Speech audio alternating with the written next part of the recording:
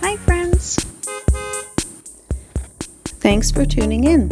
If you like this video, please give it a like, comment below, and take a moment to subscribe to our channel.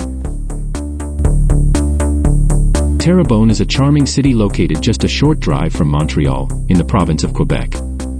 With its rich history and picturesque landscapes, Terrebonne is the perfect blend of old-world charm and modern living. This area dates back to the early 18th century, when Abbot Louis Lepage de St. Clair acquired the seigneury in 1720. He built the first church here in 1734, and later added a flour mill and a sawmill, which kick-started the area's economy. One of the must-see landmarks in Terrebonne is Île de Moulins, a beautiful historic site that was once the industrial hub of the region. Today, it's a peaceful spot to enjoy nature, take a guided tour, or simply admire the preserved stone buildings. This site is classified as historic and gives us a glimpse into Quebec's early development. Terrebonne is also a vibrant modern city that grew rapidly after a major municipal merger in 2001. Today, it's one of the largest cities in Quebec, with over 100,000 residents. Whether you're visiting for its history, its natural beauty, or its warm community vibe, Terrebonne is a destination worth exploring.